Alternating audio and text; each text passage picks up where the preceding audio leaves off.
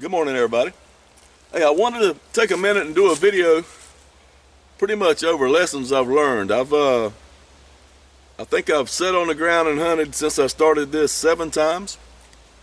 And just, had things happen that I learned from, and I wanted to share them with you. It seems like a lot of you guys are on this journey with me about ground hunting. And like I said, I've hunted from the ground for years, but not a lot each year. Just usually get 1 deer a year from the ground, and some years none, and some years 2. But it wasn't my normal way of hunting. But since coming out of the trees and hunting just on the ground, just these actually it's been 7 times this year. I've learned some lessons, and I'll share them with you. And in no particular order, and these will be from real experiences I had here. Number 1 is don't set up too close to where you expect the deer to come from. When I was hunting from a tree stand, I always tried to set up for a 10-yard shot. And it ends up being longer than that because you're shooting downward, right? So I was set up for a 10-yard shot, and I'm a good shot. I mean, I shoot pretty good out to 20 yards. But I don't want no 20-yard shots. I want them 10, usually 10 yards. But on the ground, I'm having to rethink that a little bit because you don't get away with much at 10 yards on the ground.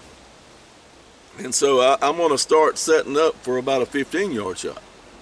And you say it's only 5 yards, but it makes a heck of a difference, 5 yards does.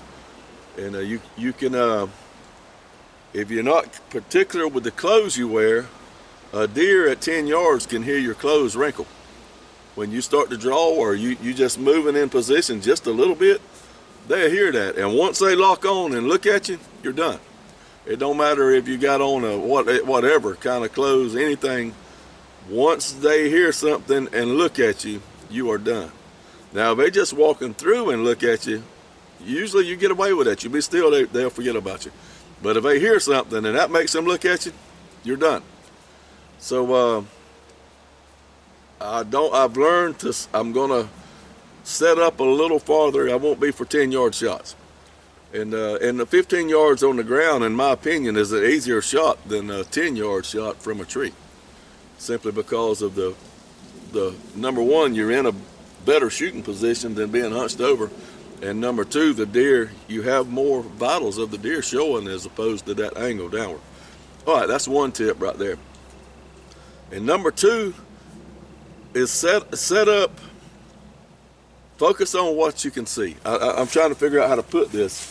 Like I had a buck the other day, and I did a video about it. He was from here to this tree right. He was 3 yards. I could almost touch him if I reached out with my bow. A mature buck. He came from behind me, and I had already learned a lesson previous. I had a doe, a hunt or two before that. I was sitting here, and I'm expecting my critters to be out here, and I heard something. And if you're in a tree stand, if you're sitting there and you hear something back here, you just look. You don't do that on the ground. I heard a little noise, and I turned my head about this fast, and there was a doe 15 yards looking at me. And she was looking forward until I caught her out of my eyes. My head come around, she spotted me, and it's over with. And so the movement, you can't, the movement is what I'm getting at. Then after that, a hunt or two later, I had this rack buck right here to my right. And when I heard him, your first instinct is, what is that? But I had already learned, I can't shoot back there, so why risk movement? To sit still. And he came, like I said, he walked right by. He turned out and was angling, about to get in some trouble maybe. And the wind had hooked like that, and he got the wind, and that was over. But movement. And also a lesson I learned on that hunt was I was expecting my animals out here, and it's sort of like turkey hunting, what I'm going to tell you. I'm expecting my animals out here, but I was in no position to shoot this way. If you're turkey hunting with a shotgun and you sit down against a tree, everybody knows you're going to cover from here to here, unless you try to shoot left-handed, and I almost broke my nose doing that one time. So with the shotgun. So with this pack seat, you got to have that same logic. You want to set like the animals, you expect them in front of you, and you want this tree to So you set square against the tree. That's not going to work when you shoot, because you're cutting off half of your shootability with the bow.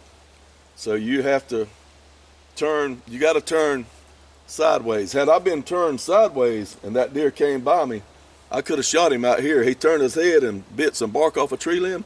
When he turned his head, I could have shot him right there at like 7 yards, quartering away pretty steep. But I mean, I can make a 7-yard shot. But instead, I'm expecting my deer to be here, and I was set up where I couldn't even shoot on this side. I could only shoot over here. So how you position yourself against the tree, or either if you got you in a regular chair, you got to remember that. You got to be able to shoot, cover all the ground that you expect deer in. And naturally one's going to come where you can't shoot. It just happens. But you have to put some thought into how you set up. So that was a lesson learned right there. I've had some really close calls, and you keep stabbing at it and applying everything that you learn, and sooner or later you're starting to take some animals on purpose instead of just by fluke. So and another thing, if you're on the ground in South Georgia, these deer have been to school down here now. And I'm not knocking any of you guys up north, the deer you hunt, but if you've never experienced a southern deer, let me tell you, it's something different. You don't get away with much down here. But you got to have some camo on your hand, whether it be paint or glove. Well, if you're going to shoot with a glove, practice with a glove. Several years ago, I cost myself a shot on a hog because I hadn't practiced with gloves, and I had a brown, like a cotton working glove. I bought a pair of them. I was shooting a Bob Lee recurve, and when I shot, the bow torqued so badly I missed that far. And it was the slickness of that glove. And now I learned that I can't shoot a slick glove. These have those dimples in them, and it's a good grip, but practice with a glove if you're gonna hunt with one. And even the face mask and all, I had trouble. A lot of people wonder why I have the side of my thing cut out, because I want to feel my anchor. I'm actually hitting anchor now, and it feels good. So practice with all that garb that you're going to be wearing while you hunt.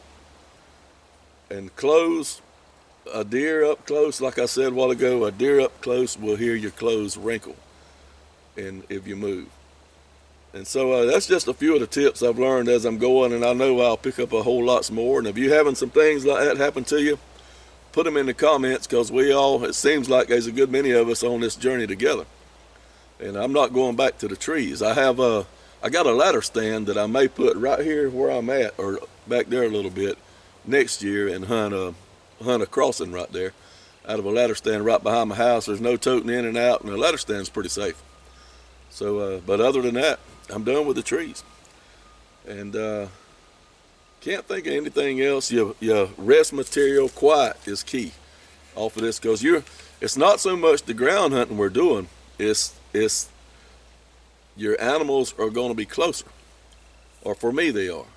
And like if you're in a tree, not only can you get away with movement, and I think that's the only advantage of hunting out of a tree stand, you can get away with movement, but you also can get away with a little bit of noise. I mean, a deer hears something, he stops and looks around, and he's trying to figure it out, and you can still get a shot on him. Whereas if you're on the ground and hear something, that head's going straight towards you, and you ain't going to move after that. So that's your rest material. Everything's got to be quiet. So I'm really enjoying this. It's a beautiful day here. It's cool. It's supposed to be 30 tonight, and I'm really enjoying this ground hunting. I truly am. And somebody said, well, would you have shot that big buck that came by me on the right had I been in a tree? And the answer is no, I would not, because on that hunt, when I first went into that little drain to hunt, I actually set up about 20 yards across, because that's what the wind said at that time. Well, as I sat there, the wind changed, and I picked up and moved to this other spot. With a climber, had I been climbed, I wouldn't have moved, especially if you'd have put a lock on up there, you ain't going to move. And I would have never saw him, because he wouldn't have come through because the wind was wrong. So no, I would not have shot him out of a tree stand. That moving, making it easy to move, is what's sweet. And I'm really and I'm getting nothing for this pack seat deal here. I paid cash money for this pack seat, but I'm really digging this pack seat for a whole lot of reasons. Like I'm fixing to go, Lord willing, I'm going camping tomorrow, and we're gonna hunt 4 days on a WMA there, and it's deer. I can shoot deer, hogs, and small game, everything but a turkey. And the pack seat, I can put it on my back with my pack and walk just like I'm hog hunting, and maybe never sit down, get into hogs and just cover ground. But it's not. I'm not toting any weight. But then if I do come up on like, man, this is hot, I need to sit here. Got my seat right there on me. I can sit down. So many, you can find a log to sit on, but as you get older, you young guys, you'll realize comfort is king. So I'm digging this pack seat. I'm telling you, it's quiet, it's comfortable, and I've learned how to sit. I quit taking the little cushion with me, and I didn't put a pool noodle on this thing because I figured out how to sit comfortable in it and don't need it. I mean, to be honest with you, I could go to sleep right here. I mean, this thing is comfortable, but that won't add up to a lot of deer killing. But thank y'all for watching my videos. Y'all keep the good Lord first. Tomorrow we're having the drawing on the 5,000 subscribers, and we'll talk about that tomorrow. But y'all look for that video. It'll probably be the one after this one or the next one. But we're gonna actually cook some from the deer I killed on the swamp chestnut with my creek walker longbow. We're gonna cook a meal with that at camp and show y'all how I do that, a really quick, easy camp meal. So I do appreciate you guys watching my videos, and y'all keep the good Lord first. And it's a blessing to be alive. And thank y'all. See y'all later.